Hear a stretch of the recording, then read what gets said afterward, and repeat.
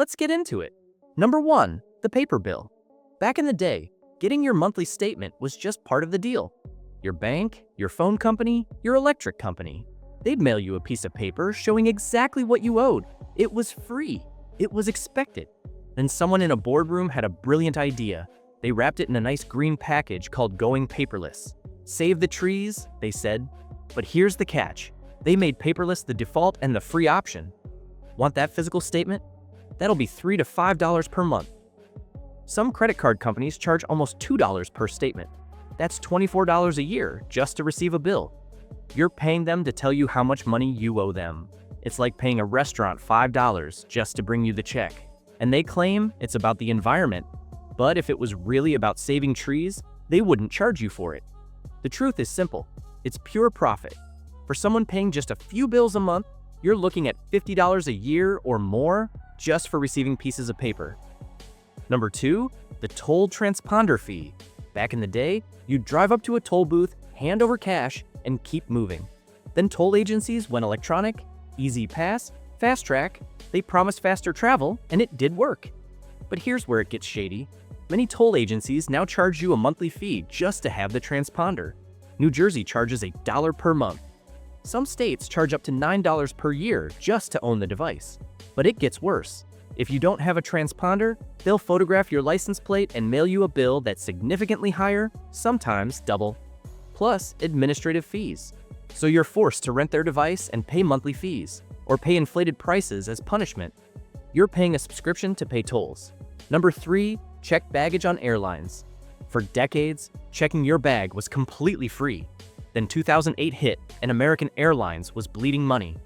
On June 15th, they started charging $15 to check a bag. People were furious, but other airlines saw a gold mine. Within months, almost every major airline copied the idea.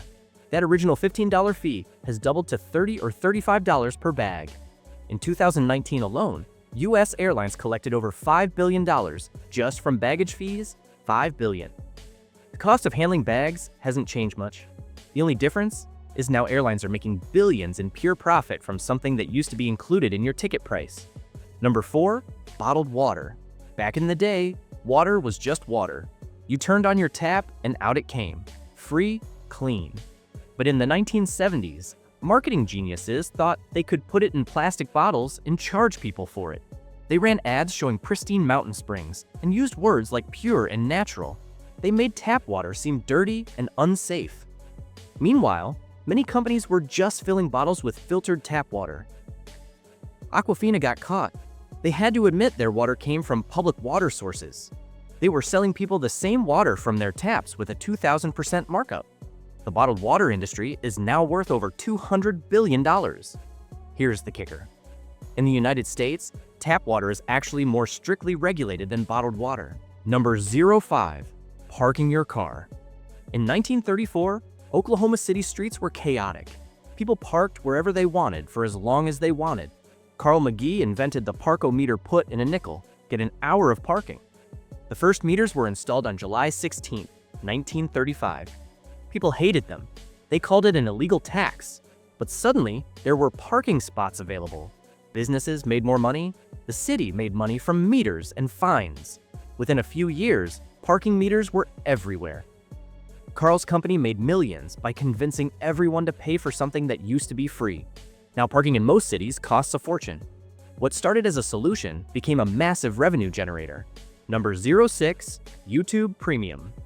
Back in 2005, YouTube launched with a promise: broadcast yourself for free. The early days had small banner ads, but YouTube started getting hungry. They added pre-roll ads, mid-roll ads, post-roll ads.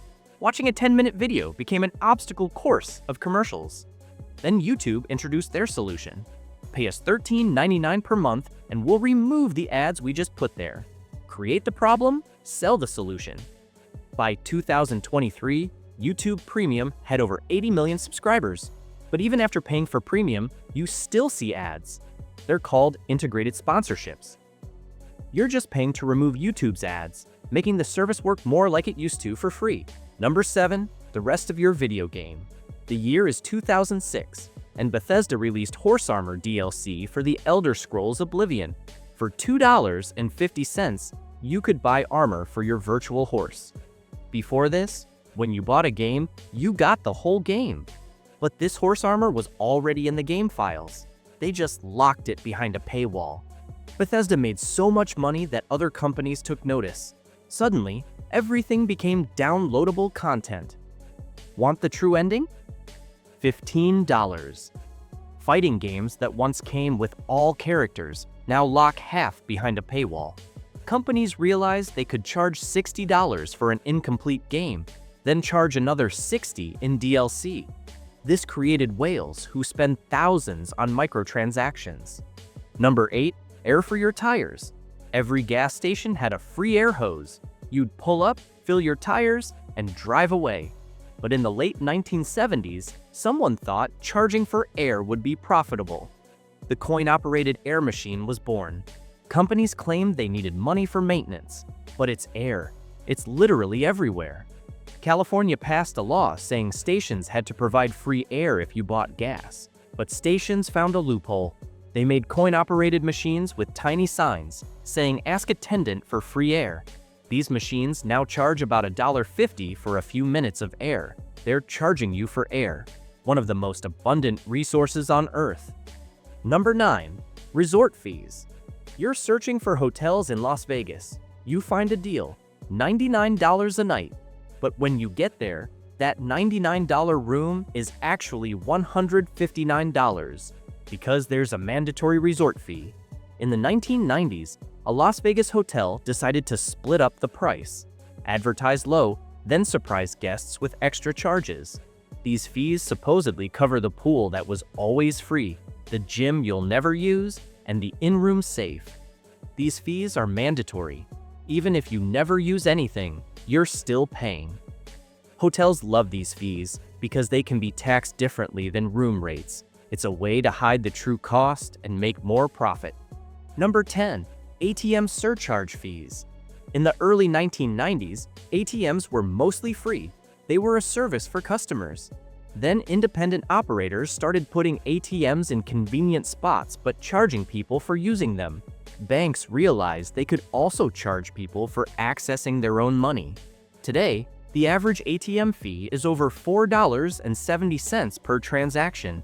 If you take out $20, you're paying almost 25% in fees just to access your own cash. Some ATMs charge up to $10 per transaction. We now live in a world where we pay money to get our own money. It's exactly like paying rent to live in your own house. Number 11, the commercial greeting card. It's 1843 and Sir Henry Cole has a problem.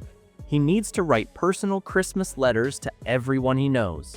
Looking at his pile of letters, Henry commissions an artist to design 1,000 cards. He uses what he needs and sells the extras for 1 shilling each.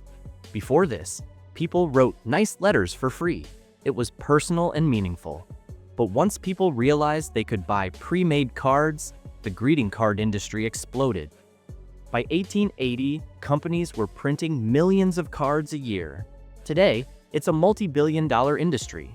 We're spending billions on pieces of paper with pre-written messages because one guy was too busy to write his Christmas letters. We even pay extra for cards that look handwritten, faking the authenticity we used to have for free. That's all for today.